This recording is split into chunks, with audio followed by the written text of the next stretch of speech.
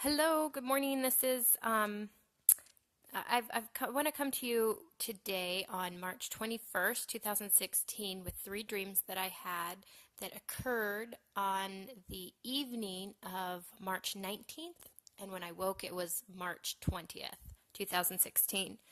Um, so one of them is super encouraging and it kind of makes the other ones fall together. And I was just hoping to kind of read these to you and hopefully they can cause a little bit of encouragement. They did for me.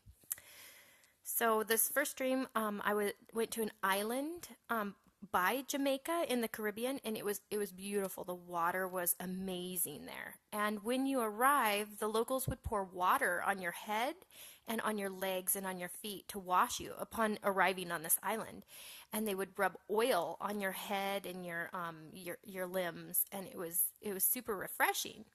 Then they had us climb up to a steep rocky path and it overlooked the island. And it was pretty amazing, but it wasn't like the water. The water was amazing. I didn't need help getting down, and I know a lot of people did, but I kind of just hopped down the rocks by myself. And when I came down, I was near the first of the people that came down the mountain, or the cliff or rocky terrain.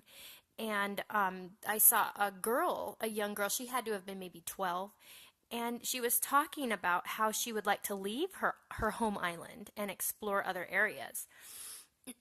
I wished that she could when she got older, just so that she would know what a beautiful place her home really was. It was amazing there, gorgeous, super safe. It was serene, and I couldn't imagine wanting to go somewhere else, except that that's where she always lived, so she didn't know any different. Okay, here's another dream I had that same night. I went to a house that was for sale, and my parents were with me, and we walked from room to room of this old person's house. You could tell it was an old person that lived there because there was just clutter everywhere, and cabinets and hutches lined the walls, and they were filled with stuff and like walkers and things like that. One of my parents said to me, I'm going to help out with her laundry. And he started putting laundry into the washer. And I said, no. I said, don't do that. Leave them the way that they were. They want to wash them their own way. So don't wash their clothes, even though it was a stack of whites. So he didn't. He didn't put them in the washer. He just left them. I said, don't touch things that, this is not our house.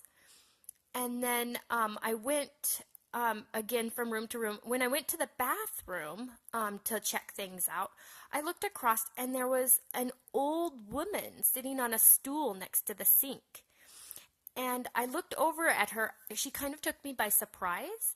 And I started weeping as I saw her. And I was remembering the long journey of the process of selling your house, of moving, of having things stolen in the process. And it hadn't been easy. And for some reason, her eyes were, maybe she was blind. She had kind of cloudy eyes, so I was thinking maybe she was blind in the dream.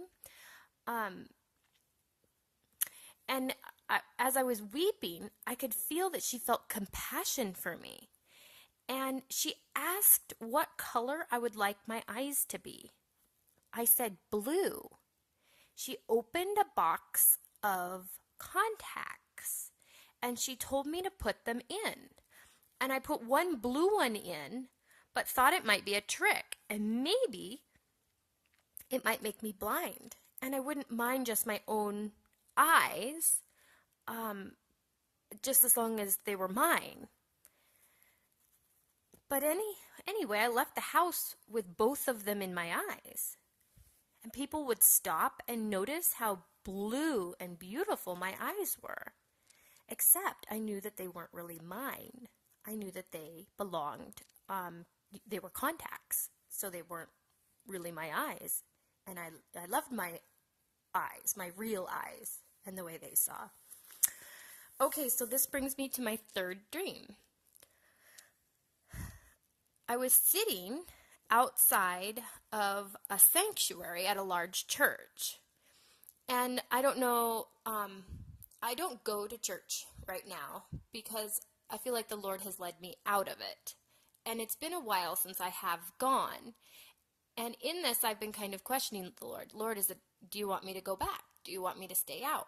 And I always get the same answer. It doesn't matter if you go, and it doesn't matter if you stay.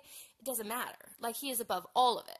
The Lord he has conquered all. So, in old churches, they have a place where you go in, and it's kind of like a common area, and then you go in a little bit farther into it, and there's the sanctuary, and then, there's like 3 steps up, and then that's where the, preacher gives the message. So this is the sort of the same church that I'm at right now, in the dream. So as I'm sitting on the outside, the common area where everybody enters, the sermon was going on. And I was sitting outside and I was writing down the dreams I'd had, which was the ones about the island and one about the old woman who gave me contacts. And I'm writing these down that I had, those dreams. A woman came up to me and sat down next to me. I knew her as a higher up in the church. And she said something about a man and wife. And she was speaking of her husband and her. And the two of them were not unequally yoked. And they were joined and they had become one. So she was referring to a physical human man and wife. And I said to her, it could be interpreted that way. And then I said, I believe this passage is referring to the husband that will never leave you. Jesus is the husband that will never leave you. And he will always be with me because we are one, and I am in he and he is in me. So we are together. Never will be separated. Nothing. The gates of hell will not overcome us. Then another woman, so she got up and left, and then another woman, another higher up in the church came over, and she said it was Communion Sunday, and would I like some bread? And I said, no, I have already had some. And I wasn't referring to the physical bread that they were handing out. I meant God's truth from heaven that he had given me. I did nothing to earn it except believe in what he was saying when he told me these things. And I truly do believe it. Then I went into the sanctuary where the message had already been given. And there was a woman sitting with a group of women. And she was weeping and talking about her terrible circumstances and her terrible life and her husband and how awful things were. And she was weeping and pulling Kleenexes at the same time. And the group of women were around her, and they were just, trying to console her and just, and he listened to what she was saying. And it was like, almost seemed like, some sort of like a pity party. And I reached behind her for a tissue for me, and she jumped. And she looked back at me just for a brief moment, and I apologized. I said, oh, I'm so sorry, excuse me. And she turned around, and then she kept sobbing and complaining. She wasn't willing to go to the Lord with those things, I think. I think she was wanting to just share them, and in just sharing them and not taking them to the Lord, she was, in fact, breeding those things to those other people, and they were listening, and they were taking them on. So instead of just going to the Lord with them, it seemed like it was more of a pity party for her. So I went out the side of the sanctuary and downstairs to where the school was. And there was a school downstairs in real life in this church. And when I woke up, that was the end of the dream. And when I woke up, I felt so happy to have had this dream and to have remembered it. And I felt so proud and so lucky.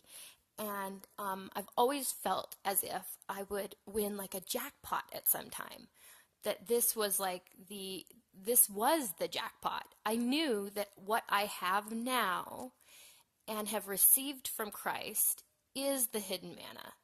And I feel as if I have just won the lotto. And I want to share with everyone that will listen, because I know that if he appeared to me, then he will appear to you. Because I am the the least. And I feel like there are so many bigger and better people out there, and he will appear to you as well. So hopefully you find the truth in these dreams that I have had. I think the message is pretty clear that God is not found outside, that he is found inside. And that's where Christ lives. He lives in our heart, and he lives in our mind, and he lives in our soul. And when we give to him our faith, he, in fact, gives to us himself. So the two actually become one. As we believe in him, he comes into us. So we go into him, he comes into us. And that's the two becoming one. That's also how death is swallowed up. It's swallowed up by the breath of his mouth and the glorious splendor of his coming and the appearing of Christ in us. So at that very moment, he appears, and we grasp onto that, and we believe in that. That is the exact moment we go into him. We go into him, he comes into us. So heaven truly is our grave. Or earth is our grave. Earth truly is our grave. And heaven, Christ, is our home. He is the life, the way, the truth, and the life. And no one comes to the kingdom except those who accept him. And this is true. I believe in Mark 10, he talks to a man, a very, very rich man. And when I speak of the rich man, it was not that he might have been worth a lot of money in an earthly way. But I believe he's speaking to rich as in like the things that he'd done and his deeds. Because he says, how must I enter the kingdom of God? And he says, well, you know the commandments. Love your neighbor as you love yourself. Do unto others. Love the Lord your God. And he says, oh, I have done all of these things. Since I was very young, I've done all of these things. So he had an enormous amount of deeds he'd stored up. And then Christ says, now go and sell all that you have. So those aren't worth anything. Get rid of them. All the last, 30 years that you've worked hard. It's not worth anything, by the way. Go ahead and get rid of that and come and just follow me. And it was too hard for him to not do those things anymore, because those aren't going to get you where you need to go. The only way to get to the kingdom is to start buying true gold of Jesus. That's the only way. You have to buy gold, the gold of Jesus, in order to get into the kingdom. And you buy that by believing in him. And the more you believe in him, the more descendants you hold inside of yourself. And the descendants are seed. They're truth. And it's what we house inside of ourselves. And it's what we leave behind. It's our inheritance, but it's also what we leave behind. It's what we earn by faith, by believing in. So we're saved by faith. And by faith we are called and chosen by God. And we receive his richness of his glory in his truth. So this we keep inside of ourselves. And it doesn't just die away. It goes on living. And it goes on living more and more and more. So it's truly an inheritance that lasts forever. Anyways, I don't mean to ramble on, but I just wanted to encourage you with these words, and hopefully it provides a little bit of encouragement. And I just want to pray that God's blessing be upon you today, and that he walks with you and shows you new things and appears to you in new ways. And God bless you today. Thanks for listening.